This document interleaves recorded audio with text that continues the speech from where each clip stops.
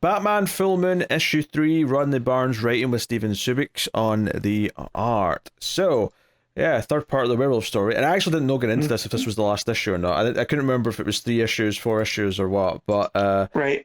But no, it's not the final issue. We end with more to come. Still. But yeah, Batman has been turned into a werewolf. Although the first scene is a flashback to Constantine and Zatanna fighting vampires or whatever in days gone by. But yeah, in the Louisiana swamps, like it's really just setting up the idea that they've fought these various type of monsters before. But Constantine does point out that the one that he has sympathy for are werewolves, because vampires are inherently kind of evil. You know, they seduce people, they kill them, they take pleasure in killing people. Werewolves, though, most of the time are just people who have no say in what they're doing when they turn into a werewolf. And then that's kind of where we transition. And there's some gorgeous art there showing someone transform into a werewolf. Yeah. It looks like it hurts. Oh yeah. So yeah, like kudos to the art here for making it like absolutely grotesque. Yeah. But then we get back to kind of the cliffhanger we left off on, which is we have the bat werewolf versus the normal werewolf. And yeah, we just get some like 3 or 4 pages of this glorious art with that wonderfully kind of textured black furry kind of wolfy look to them. With simple backgrounds, just proper fighting. Eventually, we start getting the perspective of Constantine and like Jim Gordon who are watching this, and Gordon's not there yet. Actually, there's a fun sequence here that gives it a good bit of pacing, where Gordon gets the call that there's like 2 wild animals fighting, and we get like all the cop cars like sort of screeching out of the station and like going on their way. One of my favorite panels of the issue, which is in a few pages time, I think, is in between the 2 wolves fighting. You see like a couple of their claws coming in from either side. You see like the cop cars and all their headlights coming through the fog in the background. Really gorgeous stuff. That vibe of like the cop cars coming through the misty night. Really good stuff. In between that though, we had Kirk Langstrom realizing that if he's going to like face these beasts, he has to do it as a beast. So he chooses to turn into Man-Bat. So the werewolf versus werewolf fight quickly becomes werewolf versus Man-Bat. It is a 3-man dance. Oh dear. And those panels of Man-Bat like sort of taking off and flying into the city also look just gorgeous, like really dark and moody, gothic. How do you prefer your Man-Bat? Do you like when he has the more traditional bat wings for arms, or do you like when the wings sprout out of his back? Do you know, I've never really thought about it. I guess I would say the default is that the wings themselves are the arms. Yeah. I guess that's also just more realistic because that's what an actual bat is. But I'm not like mad that they've chosen to give him wings separate from the arms here. No, I don't either. No, not that I hear it. It is a fun little design choice, and there's story implications. I feel like that's why they chose this design, but it makes him. This makes him more look monstrous than just a gigantic Man-Bat, right? This puts him on level with the werewolves. I mean, it basically makes him a werewolf with wings. I mean, that's basically what he is now. Yeah. So yeah, and we got like choppers coming in and drones and whatnot. Yeah, just the atmosphere and the build up to this fight, and then Constantine and Zatanna arrive through a portal and try to sort of get in and things. Is it's just really good fun. Zatanna tries to like use a spell to like sort of break the curse, but of course it doesn't work. And Gordon says, "Okay, you had your chance. We have to take shots now." And I love that you can just see like the flashes of gunfire coming through the fog. Also very good. Yeah, there's so much like, atmosphere, and it's all very cinematic and moody and dark, and just the way everything's represented. So they do take some bullets, but of course they're not silver bullets. No. And I like Constantine asking, "You got any silver bullets in them?" And Gordon's like, "Not in the budget." Yeah. Right. So a bunch of little quips there. So yeah, Man-Bat and like the regular wolf kind of like take each other out, or like go off on their own, and Batman werewolf is sort of left standing there.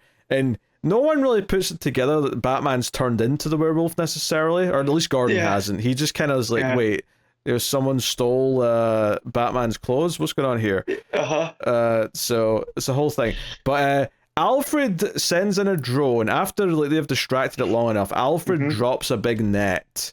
I think Zatanna does a magic spell as well, but Alfred drops a big net in with some drones and has the drone fly the unconscious bat werewolf away from the scene of the crime, which is a very absurd visual, actually. So that leads to later on him waking up chained to the table and Bruce being like, "That's all right, Alfred. That's what I would have done. Yeah, this is smart. Right? You have to chain me up." Meanwhile, the regular werewolf's like tearing through SWAT team members in an alleyway. He's just covered in red and blood. So again, just super like those entire pages. Once that happens, like the very next page when he's getting shot at, like that red tint stays there. So you've got this sort of like blood red moon look to it. For the rest of that scene. Yeah, and he climbs up the fire escape to get to them. Right. Yeah. So then he's just sitting there perched with what looks like the stairs look like they've been twisted up by him, right? As if it's like there's no escape. Right? Like, oh my god, it's proper horror movie stuff. Yeah, really, really good. And that's when Bruce wakes up, and we also get this idea that the woman had her arm ripped off last issue is like still like believing in Talbot. Like, hey, Talbot's still a good man and whatever. Like, you're starting to sound like a little bit unhinged, to be honest, lady, with how much you're forgiving him for this. But yeah, that's fine. Batman goes out just on his bike. He's not even dressed as Batman. He just goes up to like Man-Bat after he's had his like head kicked in by the werewolf, and he's like, "Hey, did I do any of this to you?" And he's like, "The beast within did it to me." But yeah, so this is an interesting Man-Bat actually, because he's actually still completely, him when he's in monster form. He's still talking and whatnot. He's like that hybrid version. Yeah. And yeah, because Batman ripped his wing off, and that's why I said there's a storytelling thing to this, right? Where it'd be different if that was his arm with the wing attached to it. I don't think Kirk would be this chill, but it looks like he's whatever device he has here, it's reattaching it to him. Yeah, he's moving it back onto him. Yeah. So yeah, basically it's like, hey, where's this guy going? Where's the werewolf going? And Bruce is like, oh, because I got bit and I'm sort of part of the werewolf like network or whatever you want to call it. I can kind of sense where he is. I know he's at the docks, and he's going to Romania, which is where the curse comes from, which is actually kind of another reference to classic Wolfman. Yeah. So it's like, hey, maybe this curse can end if we like take out or get to where the curse began. That's probably what the werewolf wants to do. So yeah, we have to do that. Constantine gives Bruce some silver bullets for the trip in case like all else fails. He's got an option to take himself out.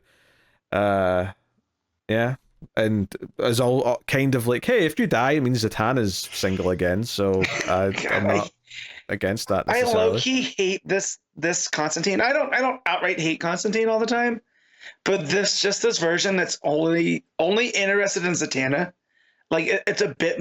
I don't know if that is by design. Like we're not supposed to take anything he says that much, but I low key kind of hate him. Yeah, no. Every like chance he gets, he's saying, "Hey, remember that time we had sex in the bush in front of that building? Remember that time we had sex after we beat up those guys?" Like he just keeps. It's to the point where he's been problematic. He's been he's harassing her basically with how much he's bringing up stuff, and she doesn't give it any air or anything. She just walks right, keeps whatever she's doing. She just keeps going and whatever. But yeah, those versions of Constantine do not like. Yeah, so the end of the issue is just Bruce and Zatanna arriving in Romania, and they go to walk in the forest, and she's like, hey, I could teleport us where we're going. But he's like, no, we're walking into the heart of darkness, like we're better doing this the old-fashioned way. And it is kind of like the forest is just pitch black. The final panel is just darkness that they've walked into. So, yeah, no, cool. I'm assuming the next issue is the final one, and this was a nice setup for it. I mean, this was mostly the werewolf fights, but we've been building up to that for a couple of issues, and it paid off because the art was absolutely gorgeous. Man-Bat getting involved was a genius idea, but even like all the cops arriving the way they did was like so much atmosphere and made it feel big and like special. So yeah, for sure. And again, it still feels very much like a horror book. yeah, You know, it plays with the shadows. Stuff is just out of reach.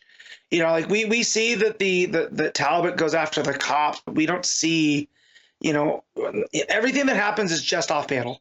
yeah, You know, which I think helps, which helps the terror stay ramped up. yeah. So, I mean, I think it's a really fun book, and like the writing's fine, but the art is like really doing a lot of the lifting. Like the art is making it feel kind of special. So yeah, there you go. That's Batman Film In. What you giving it, Matt? I am giving this an 8.5. Yeah, honestly, this was such a fun, exciting read. I'm going to go with 9. I think the art's just that good that it pulls it up to there.